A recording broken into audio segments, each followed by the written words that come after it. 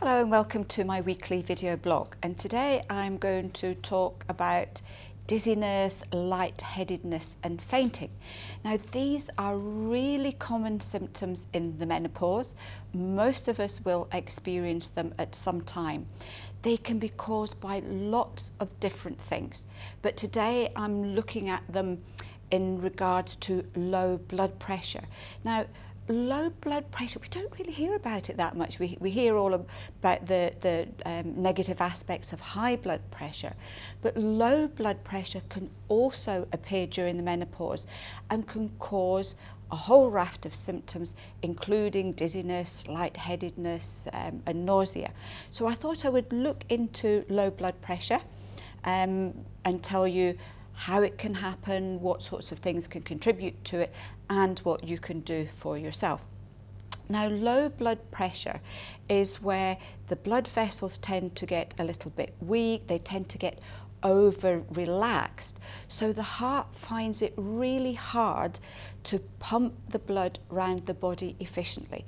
And when this doesn't happen, then oxygen and iron and other nutrients end up not getting to all the tissues where they need to go, and that can cause a whole range of other symptoms as well. So let's have a look at the main symptoms of low blood pressure. So we've got the fainting, we've got the lightheadedness, we've got the dizziness. You can also feel a bit giddy, and one thing where this often appears is if you get up too quickly, you can just feel a little bit woozy. Also, if you bend down quickly to pick something up and you stand up straight away, that can make you feel a little bit giddy as well. We know too that very often women will experience a hot flush and then get the giddiness. And again, if you think about it, if you are having a hot flush, your blood vessels are dilating really quickly, they're opening up, they're giving everything a quick rush of blood. But in that instance where the blood vessels are opening up, that can then cause a drop in the blood pressure and can give you the dizziness, etc. The other symptoms could be of low blood pressure is feeling generally weak and fatigued. You just don't feel right, you don't have a lot of energy. You can become very sensitive to hot and cold, and again, this is so common during the menopause that so many women say to me, you know, the minute they walk into a shop and they feel the heat, suddenly they get a hot flush and they can start to feel dizzy. And I know for me, cold is an issue. I can get cold really quickly, and I've had problems with low blood pressure myself sometimes. There can be low endurance. You just find that you get puffed out. You think, oh, I'll go for a walk, or I'll do some housework, or you're busy at work, and you suddenly think, wow, I'm tired already and I've only just started. So that can be a big factor. You can also find it really difficult getting off to sleep. And we're now getting to the point where you can see that a lot of general menopause symptoms can also look like low blood pressure symptoms as well. So getting off to sleep is a big issue. Having problems staying asleep is another one. And very interestingly, another thing that comes up with low blood pressure is that you can get night terrors. So if you find that you're getting a lot of, you know, those really realistic dreams, or you're starting to get nightmares, then that could be a little bit of a clue. We can look at just headaches, migraines as well. It is another thing. Low mood. Not so much anxiety, but more to do with low mood, sort of depression, sadness and hopelessness can be another symptom of low blood pressure as well. So you can see already how these things are all piling up and looking very much like the menopause itself. Other things can contribute to low blood pressure as well. So the main one is dieting, and you know, let's face it, during the menopause, weight issues can be a really big thing for us, and we do tend to diet quite a bit during the menopause. Low protein is another problem, and again, when we're in the menopause with all the cellular changes going on, our need for protein goes quite high. So it's really important to make sure that you're getting really good quality protein in your diet on a regular basis.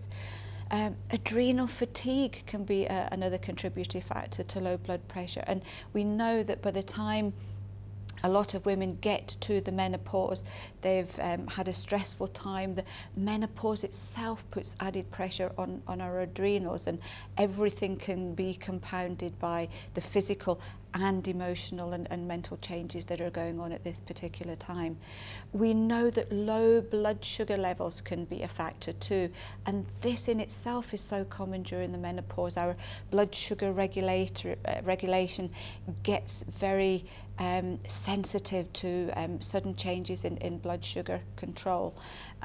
We know too that low thyroid can be a problem here, and low thyroid or just getting to that point where you're borderline low thyroid is a very common symptom in the menopause. Dehydration, and let's face it, you know, if you're getting hot flushes and night sweats, then there is a big possibility that you're going to be dehydrated as well, and that can be another factor too. So what can you do about all this? Really important thing is, if you are getting dizzy regularly, if you're getting that lightheadedness, if you're fainting, and if you think that you've got a combination of any of the symptoms that I've just mentioned, then it's a good idea to get your blood pressure checked, either with your doctor or go to your local pharmacy, and they can get that checked out for you. So most important thing, first of all, check with the doctor. The other things that you can look at are making sure that you don't bend down and stand up too quickly. If you've been sitting down for a long time, especially if you've been doing a lot of desk work, then prepare yourself to stand up, and especially first thing in the morning. Our blood pressure can get really quite low during the night, and if you suddenly sit up and jump out of bed, that can give you the dizziness. So once you wake up, again, prepare yourself, do some gentle stretching, some deep breathing, and then slowly sit up, and you should find you should be okay for that. Avoid hot baths. These can be a really big trigger for that sort of sudden rush to the head and dizziness. So soaking in a hot bath in the menopause is not really good for you anyway, purely because the heat can affect the veins, it can affect your varicose veins, and it would just dry your skin. So these kind of baths are really avoided. And definitely, if you think you've got low blood pressure, don't go into a sauna, because that can be, might be a little bit dangerous to actually do that. Look at regular exercise. Now, this is really important for several reasons. One, it gets the circulation going, and secondly, when you're actually moving, the calf muscles will help to pump the blood back up to the heart, and that can be a really great thing to stop you getting that sudden head rush. So things like walking, cycling and swimming can be really good. If you don't do a lot of exercise just now, then start off really slowly. Don't suddenly go mad. But even doing 10 minutes walking 2 or 3 times a day can be really beneficial for this. Keep your blood sugar level stable, and this is an important one in the menopause for all sorts of different reasons, especially if you're getting hot flushes and night sweats. So eat little and often, but remember not to be eating sweet things, lots of high sugar foods, and caffeine can be another trigger for the dizziness. So really keep that at very low if you can.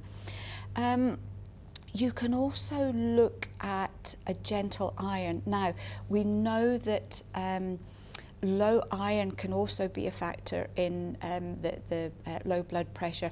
And if you have had really heavy periods on the run up to the menopause, or you're getting heavy periods, even if you're only getting periods maybe once every 2 or 3 months, any one single heavy period can make you a little bit low in iron. So you could ask your doctor to get your iron levels checked.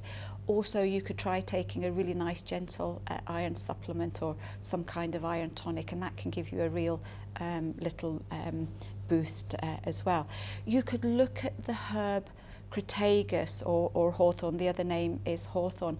This is a lovely remedy for blood pressure. It's a balancer. So it doesn't matter whether you've got high blood pressure or low blood pressure, you can quite happily take this herb, but it's very slow. It can take about 3 to 6 months to start showing benefits, so it's not one that you would take for that kind of immediate relief. You could also look at the herb Ginkgo Biloba if you find you're getting that sensitivity to cold or heat. If you find that you're getting really cold fingers and cold toes, then the herb Ginkgo Biloba can be a lovely one, and that normally starts to show benefit after about 4 to 6 weeks. And the other thing that I have been told is very good for low blood pressure is to drink carrot juice. So that might be something that's worth trying. And last but not least, remember the water. We don't want to get dehydrated because that's a big thing too. So I hope that you found this one helpful. And I will look forward to seeing you next week on A. Vogel Talks Menopause.